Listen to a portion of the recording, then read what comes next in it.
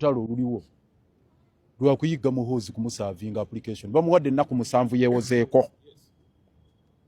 Justice Baguma agambye nti Muhoozi Kayine Rugaba alina okwewozaako mu nnaku 7. Kakati olutalo lwe tulina nti olwaleero n'okutandika olwaleero tulina okufuna summons zino oba notice of motion tunoonye General Muhoozi wonna waali. Kyemuwuliddero ni kiza kyabadde asaba omulamuzi atuyambeko okutugondeza ku mulimu ogw'okuyiga General Muhoozi Kayine Rugaba okumusavinga wamu ne bali ba Lieutenant Kano ne Kano ato ne General ye mwangu kuyo tujja genda wali ku chemba zetu musavinga ne bana abasatu lusozi lwe tuliko era ogwo mulimo tugenda kugukola okuyiga General Muhoozi wonna waali tumuwe empapula ajeyewozeeko. Ebigambo ebyo bye tutandise nabyo byayogeddwa Honorable omukulu kanso oba lawyer Erias Lukwago bwe twabadde ku kooti wiiki eno gye tugenze maaso n'okubanga tukuba amabega wabula wakati nga tuli mu kutandika wiiki empya ennaku z'omwezi 15 June 2026 olunaku lwa Monday omukulu eyawawaabiddwa era asuubirwa okubanga ajja mu kooti asobole okubanga yeewozaako General Muhoozi Kayine Rugaba abadde tannabaako kigambo kyayogera wabula webukeeredde olunaku olwaliro General Muhoozi Kayine Rugaba still ng'ayita ku mukutu ogwa X olw'ensonga n'emisango egigenda maaso n'okubanga gimuwawaabirwa gyonna gisimbula kuva ku mukutu guno gwennyini avuddeyo n'abaako kyayogera ku misango egyamuwaabiddwa mu kooti gy'alina okubanga ajja yeewozeeko mu musango gwa Dr. Kiza Besigye. Kati nno waliwo omu ku ba users ba Twitter oba X formerly Twitter omukulu amanyiddwa nga Jawad Ariho yagenze maaso n'okubanga awandiikira General Muhoozi Kayine Rugaba namugamba nti afande someone you promised to should you ng'amugamba nti afande omuntu omu gwe wagamba nti ojja kumuwanika ku kalabba omutuge yagenze maaso n'okubeera nga akukuba mu mbuga z'amateeka. Kati General Muhoozi Kayine Rugaba kye yakoze mu kwanukula mu ngeri ennyangu yamuwandiikidde n'amugamba who is that ng'amubuuza nti ani oyo nga yanukula kiri oli kye yabadde amugamba nti afande omuntu gwe wagamba nti ojja kutuga yagenze n'akukuba mu mbuga z'amateeka. Kati General Muhoozi n'amugamba ate oyo yaani? Kati mu ngeri eyabadde erabika nti General Muhoozi yabadde ng'agamba nti ye tannategeera ata naani muntu ki eyabadde ayogerebwako wabula ojja kujjukira nti posti omukulu gye yakola yali ayogera ku Dr. Kiza Besigye butereevu era nga generaali yali avuddeyo n'agamba nti yali waakuwanika Dr. Kiza Besigye. Kati wayise akaseera katono then newabaawo omulala ajjukiza General Muhoozi Kayine Rugaba omuntu bw'abanga ddala gye nalowooza tajjukira muntu ki gwe yayogerako. Kati ono n'amugamba mbu Besigye omwana mulenzi Faizo ntungamu n'agamba General Muhoozi Kayine Rugaba nti mbu Besigye gwe wagamba okuwanika naye ate kati wuuno eno mu kooti y'ekyanzi agamba nti olina okujja weewozeeko. Kati General Muhoozi Kayine Rugaba n'addamu mu ngeri ya kisaazisaazi n'aseka in fact n'okuseka yasese yawandiise I need to laugh. I need to laugh. Kati General Muhoozi Kayine Rugaba n'awandiika mu ngeri ya kuseka n'agamba nti ddala bw'abanga Besigye yawawaabidde mu kooti era ng'ayita Jeno agendeyo Jeno ye yazzeemu n'agamba nti in fact wano kaasekewo busesi. Oluvannyuma lw'okugambibwa nti yakubiddwa mu mbuga z'amateeka kati ate ku kyaba lawyers abakalambidde baloya ba Dr. Kiza Besigye okuli Lukwago omukyala Martha Karua Aaron Kiza n'abalala bakalambidde nti beetaga General Muhoozi Kayine Rugaba asimbibwe mu kaguli ka kooti agende maaso n'okubanga abitebya. General Muhoozi bw'ati bwe yabaanukudde. Alexandria yagambye General Muhoozi nti afande Besigye lawyers are expecting you to appear in court anytime soon. Ngamugamba nti afande nno oli ku ebyo naye ssebo balooya ba Dr. Besigye bakusuubira okujja mu kooti mu kiseera ekitali kyawala. Kati omanyi General Muhoozi we yabazeemu bano tagenda kubatwala mu basement wabula alina bw'abatwala. Yagambye nti I'm waiting for them in my unit disciplinary court UDC.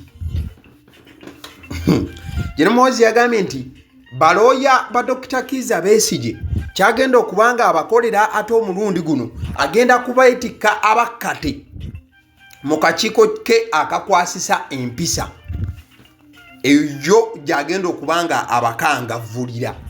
Balooya ba Dr. Kizza Besigye tutambula empola.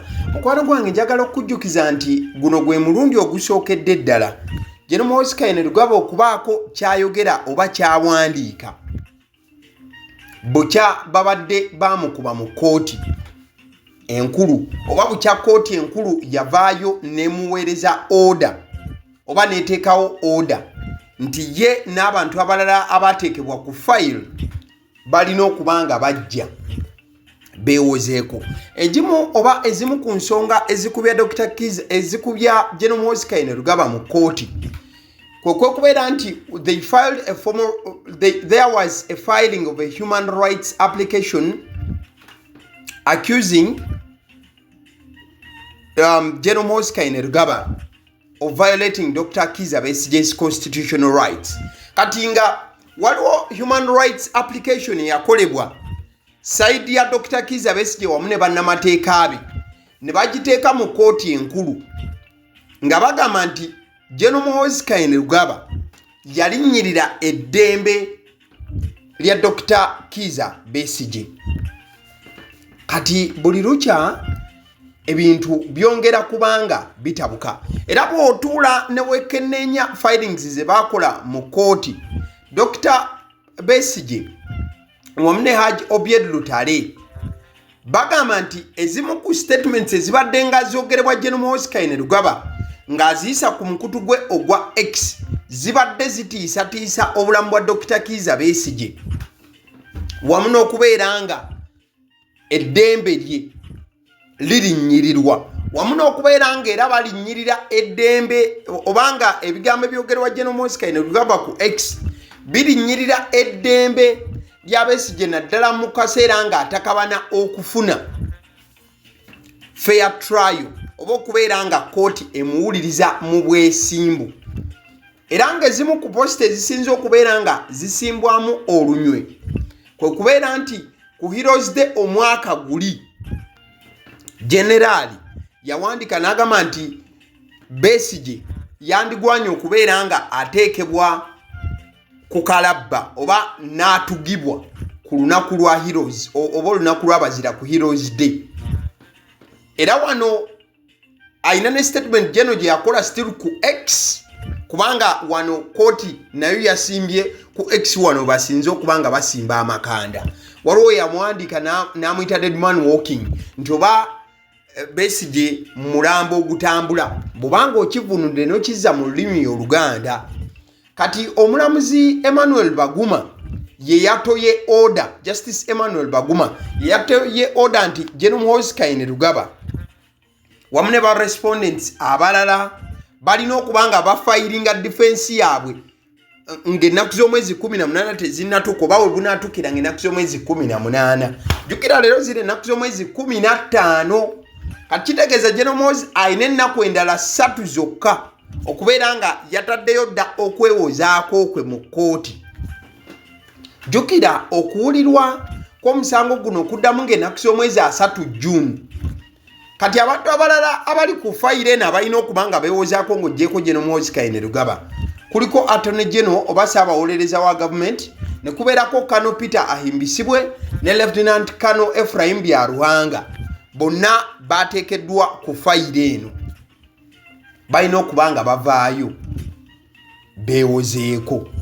Kati okusinziira ku lawyer Elias Lukwago agamba nti kino tekiri just ku bigambo byokka ebyayogerwa General wabula batunuulira n'engeri yonna oba ebintu ebyetooloolera mu kukwata Besigye Dokita.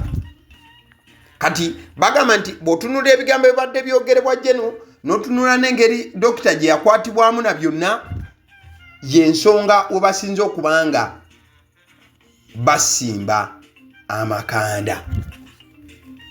Dr. Kizza Besigye, Haj Obied Lutale Kamlegeya wamu ne ofisa wa UPDF Captain Dennis Ola bakyali mu nkomyo. Emisango egyabateekebwako mwe muli omusango gw'okulya mu nsi olukwe, treason and misprision of treason, era nga gikyagenda maaso n'okubanga giyinda mu kooti enkulu mu Kampala.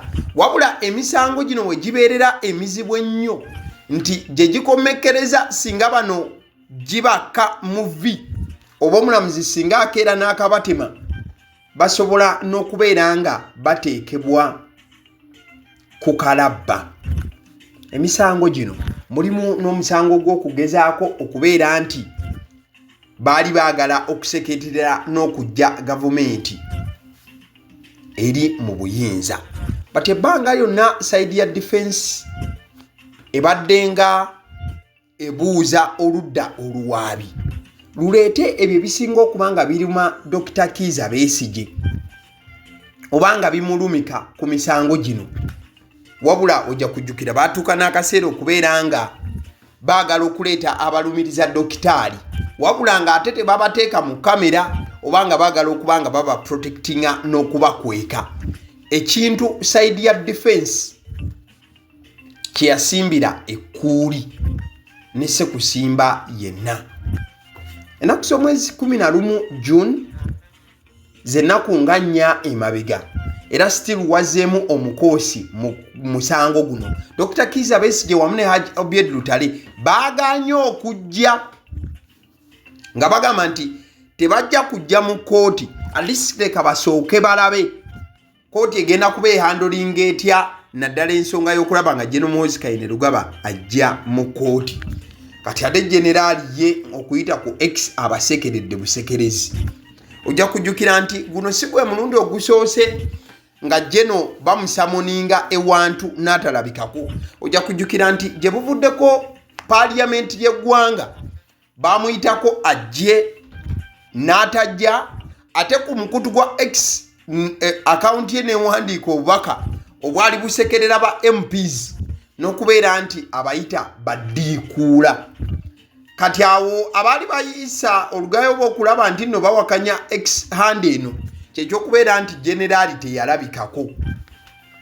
Mujja kujjukira bulungi ebiseera ebyo. Kati bangi batunuuliza ekyo ekyaliwo ebiseera ebyo n'okutunuulira kati nti Jeno still akozesezza omukutu gwe n'agamba nti ebya kooti abasekeredde busekerezi. Then ekibuuzo ne kibeera nti anaalabikako kamaze okubeera nti akola posti eno oba. Abandi abali ku side ya generaali abamu bakeera ne bagamba nti akawunti eno yandibanga si ya Jeno nga waliwo omuntu ali emabega waayo. Bw'ojjukira bulungi omukyala Justin Nameerenga kati minisita yavaayo n'agamba nti Honorable Daudi Kabanda yali emabega w'akawunti eno nti era ebigiriko si bituufu. Wabula Honorable Daudi Kabanda ye yavaayo n'agamba nti generaali yali mu akawunti eno ye kennyini, era n'agamba nti generaali olumu anyumirwamu just okusaagasaagamu wano na wali. Kati ng'ennaku z'omwezi 3 June zinaatera okutuuka oba ng'ebula ennaku 15 olunaku olwo lulindiddwa okulaba oba General Muhoozi anajja mu kooti oba taalabike. Wamma gwe omulabi wa AGALIWO olowooza generaali anajja oba taalabike? Kale nzikiriza nkutegeeze ku bannaffe aba Honeybites bagamba nti bo omulimu gwe bakola gwa kukolera byakulya eby'abaana abadda ku masomero. Bwe tugamba abaana abadda ku masomero saabo bokka abadda ku masomero, wabula n'ababeera ewaka balina package ey'ebyokulya eby'abaana mu line efaananako bwetyo. Gwe bakubire bukubizi obagambe njagala package y'ebyokulya by'abaana abali ku masomero oba abaana abalya ebyokulya. Balina ebyokulya yogera ku daddies, yogera ku binyeebwa, amawogola, yogera ku bagiya, yogera ku cupcakes, yogera ku donuts. Osobola okubafuna ku 0709 787508 ate era mukadde ke kamu bw'oba oyagala ku pizza size yonna era namba yemu ate era mukadde ke kamu bakola ne cake eza buli mukolo babayita aba honey bites. Njagala n'okutegeeza ku bannaffe aba Alson Painters UG bano basiizi ba langi era nga balina obukugu mu kusiiga langi era bamanyi ne langi ki egenda ku kizimbe kyo era mu ruumu ki tebasobola kuddira langi yandigenze mu kisenge ate ne bagisiiga mu ddiiro ey'omu dining ne bagisiiga mu kinaabiro nedda. Alson Painters UG omulimu gw'okusiiga langi bagukugukira ddala basiiga ebizimbe okuviira ddala ku ruumu emu paka ku makalina n'amakalina gwe bakubira ebukubizo bagambe nti Alson Painters UG namaliriza okuzimba ekizimbe kyange. In fact ne bw'oba olina ekizimbe nga kikadde nga olaba langi yakyo efaanana si bulungi, Alson Painters UG bazze kugonjoola nsonga eno. Bakubire ku 0705 1936 be bannaffe aba Alson Painters UG. Aba Sidi Omusunsuzi ly'erinnya eryange yenze aba Sidi Omusunsuzi yenze atuula emabega w'omuzindaalo buli lunaku era ly'eddoboozi ly'owuliriza ku mukutu guno aba Sidi Omusunsuzi ly'eddoboozi eryo era ng'omukutu kwoli gwe guno ogwagaliwo. Nagamba nti information yonna gy'olaba ku channel eno tetugattamu kintu kyonna ate tewali kye tutoolamu. Information nga bw'eba eyingiddewo ffe bwe tugikwata ne tugikuwa kati gwe omulabi n'osalawo ki eky'okukozesa information eyo. Kati kyogenda okukola mukwano gwange bw'oba omaliriza okulaba vidiyo eno likinga commentinga ki ky'olowooza mukadde ke kamu subscribinga bw'oba nga omukutu guno oli mupya ate era mukadde ke kamu sharingira mikwano gyo girabe vidiyo eno ate ne videos endala ku mukutu guno. Agaliwo YouTube channel mwebale kutulaba.